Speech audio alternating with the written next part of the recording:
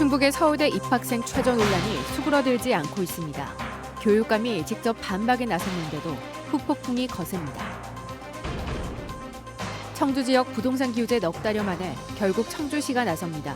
다음 달 정부에 해제를 요청하기로 했습니다. 억울한 피해자를 만들어내는 공무집행 방해의 실체. 결국 국감에서도 도마 위에 올랐습니다. 경찰청장은 개선을 약속했습니다. 여러분 안녕하십니까? 계속해서 충북 지역 뉴스입니다. 퇴직경찰관의 억울한 사연을 시작으로 그동안 공권력 보호란 미명 아래 가려졌던 공무집행 방해 사건의 실체와 허술한 관리 또 문제점을 여러 차례 전해드렸는데요. 국회 국정감사에서도 이 문제가 지적이 됐고 김창룡 경찰청장은 전반적인 개선책을 마련하겠다고 밝혔습니다. 정재영 기자입니다.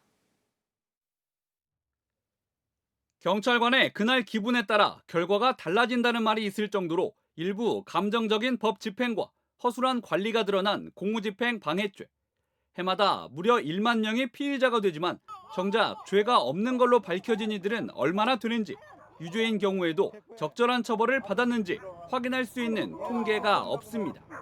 그저 검거 건수가 줄지 않으니 공무집행 방해가 심각하다는 일방적 추정만 되풀이할 뿐입니다. 유죄가 확정되기도 전에 경찰관이 합의금을 요구하는 등 악용을 막기 위한 복무지침 역시 있으나 마나였습니다.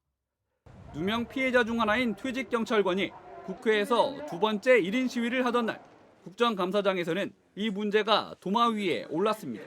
대책들이 필요하다고 생각하거든요. 그리고 합의금도 그 사안에 따라서 기준 같은 것들이 마련이 된다거나 아니면 위원회 같은 것들이 열어서 결정이 될 사안이 개인에게만 맡겨놓을 사안은 아니지 않나.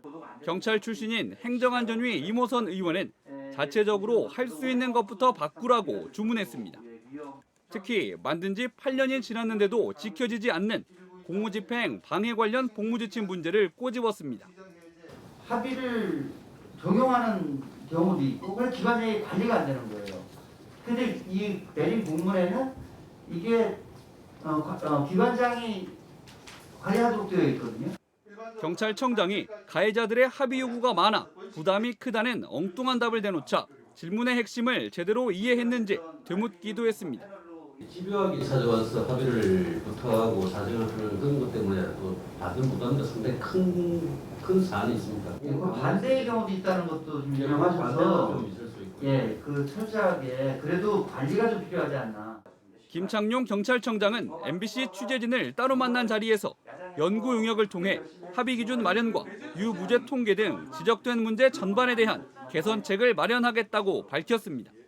구체적으로 말씀드리지는 못하지만은 저희들이 정책 용역을 발주를 한 목적이 있으니까 관련 사안을 보고 용역 결과에서 제시된 그 어떤 내용 같은 걸 종합해가지고 전반적인 대응 방안을 마련해 올 필요가 있다고 생각합니다.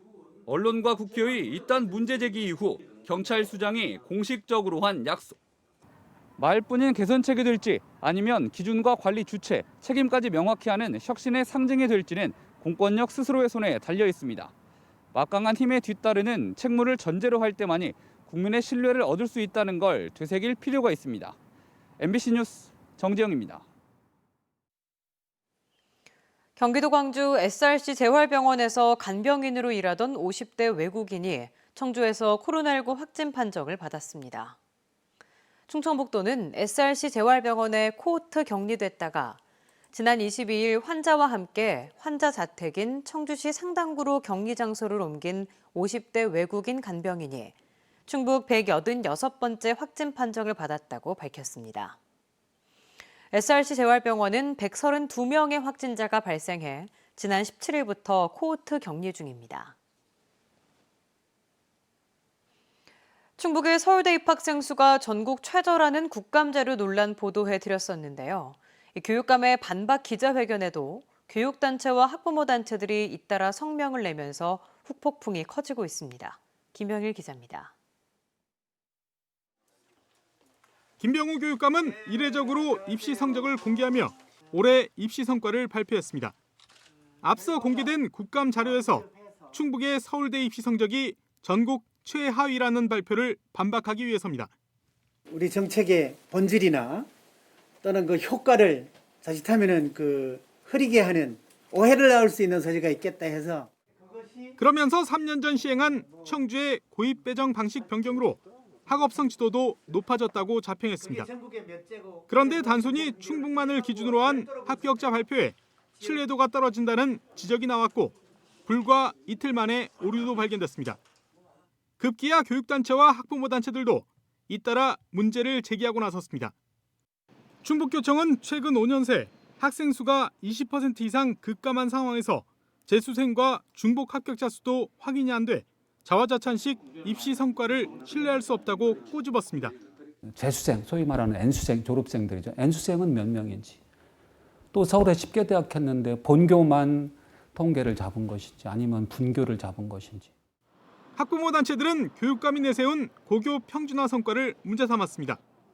고교 배정 방식 평준화로 입학생 성적은 같아졌는데도 학교별 졸업생들의 진학 성적 격차는 여전히 해소되지 않고 있다는 겁니다.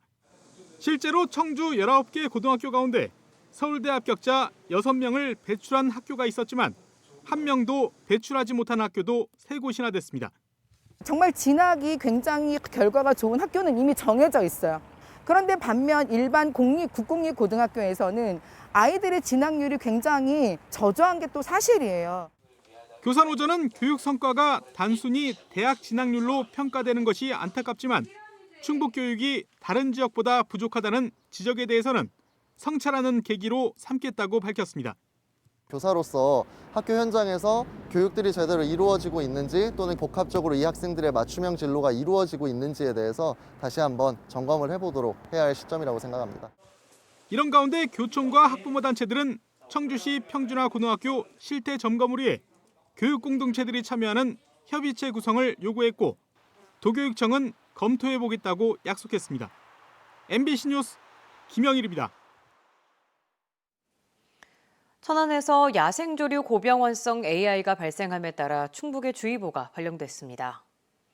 충청북도는 가금동가 종사자 모임이나 철새 도래지 방문, 방사 사육을 금지하고 거점 소독소 소독 절차도 강화하도록 했습니다. 6개 구간의 축산 차량 통제 구간 출입과 낚시를 금지하고 농로와 농가 소독을 실시합니다. 또 청주 육거리 시장 가금 판매소에서도 저병원성 AI가 검출됨에 따라 전통시장 내 병아리와 오리 유통을 금지했습니다. 청주를 조정지역으로 지정한 6.17 부동산 규제 넉 달여 만에 청주시가 해제 요청에 나서기로 했습니다. 이 시장을 지켜보자던 기존 입장과 달리 규제 장기화에 반대 입장을 정리했습니다. 심충만 기자입니다. 6.17 규제 이후 석 달 동안 청주 시내 아파트 총 거래량은 월 평균 1,450건, 방사관 가습기 유치 호재 등으로 반짝 달아올랐던 지난 5월의 4분의 1 정도입니다. 5월 이전 수준으로 되돌아갔거나 그보다도 못하다는 얘기입니다. 대출이 안 되니까 저희가 계약을 깨지는 경우가 상당히 많고요. 그런 게 이제 다 심리가 얼어붙어서 아예 시장 자체가 다 얼어붙은 것 같아요. 규제 직전 한 주에 1.3%까지 올랐던 아파트값 상승률도 8월부터는 거의 제로 상태. 일부 지역은 6주 연속 마이너스를 이어가는 등 하락세도 나타났습니다. 신축 일부를 제외하면 수요가 끊기자 급매가 나온 탓입니다. 팔리는 게 급매 위주로 싸게 내는 거 위주로 팔리는 거죠. 그러다 보니까 그렇게 또 싸게 팔리는 게 있으면 또 선례가 돼가지고 사람들이 그걸 가격으로 봐요. 또 문제가 되는 거죠. 이로써 소비자 물가 상승률을 크게 웃돌던 주택가격 상승률이 금세 역전되는 등 청주는 모든 조정지역 지정 요건을 벗어났고 시장을 지켜보자며 신중한 입장이던 청주시는 이달 10월 데이터를 더해 다음 달 중 해제 요청에 나서기로 했습니다. 한두 달 반짝 변화에 따른 즉흥적 조치인데다 인근 지역과도 차별적 규제라며 연말 내 해제가 목표라고 밝혔습니다. 그 조정 대상 지역 지정 요건은 있습니다만은 그 해제에 대한 별도의 규정은 없습니다. 그래서 이제 저희들 판단은 지정 요건에서 항목별로 다 벗어나면은 해제도 할 수 있는 것이 아닌가. 조정 지역 해제 요청은 단순한 부탁이나 건의가 아니라 주택법상 명시된 지자체의 권한으로 이 요청을 받은 정부는 40일 안에 수용 여부를 결정해야 합니다. MBC 뉴스 심충만입니다. 정정순 의원에 대한 체포 동의안 국회 표결이 이틀 앞으로 다가오면서 정 의원의 검찰 출두 여부에 이목이 집중되고 있습니다. 이와 관련해 민주당 김태년 원내대표는 오늘 최고위원회에서 이제 국감이 끝나는 만큼 정 의원이 하루속히 검찰에 자진 출두해 투명하게 소명하라고 촉구했고, 체포 동의안이 본회의에 부의되면 원칙에 따라 처리하겠다며 거듭 강경한 입장을 보였습니다. 청주지검은 내일까지 정 의원 측으로부터 연락이 오면 일정을 조율해 조사를 진행할 것이라고 밝혔습니다.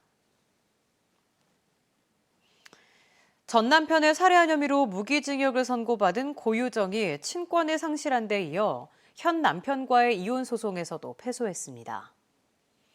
청주지법 가사 1단독 지윤섭 판사는 현 남편이 지난해 고유정을 상대로 낸 이혼 소송에서 원고 승소 판결하고 고유정이 원고에게 위자료 3천만 원을 지급하라고 명령했습니다. 1심과 2심에서 무기징역을 선고받은 고유정은 대법원에 상고해 판결을 앞두고 있습니다. 충주소방서 소속 의용소방대원이 수당을 부정으로 수령했다는 의혹이 제기됐습니다. 충주소방서는 지난해 의용소방대원 일부가 실제 활동을 하지 않고도 한 것처럼 속여 활동비를 부당 수령했다는 진정서가 접수돼 수사를 의뢰하고 결과에 따라 조치하겠다고 밝혔습니다. 충주 의용소방대원은 시간당 10,000원이 넘는 활동비가 지급되며 현재 사건은 검찰에 송치돼 조사 중입니다. 국민의힘이 오늘 대전시청에서 개최한 충청권 예상정책협의회에서 중부고속도로 서청주 증평IC 구간 확장, 충북선철도 고속화 3탄 연박 구간 추가, 청남대 상수원 보호구역 해제 등 현안 28건을 건의했습니다.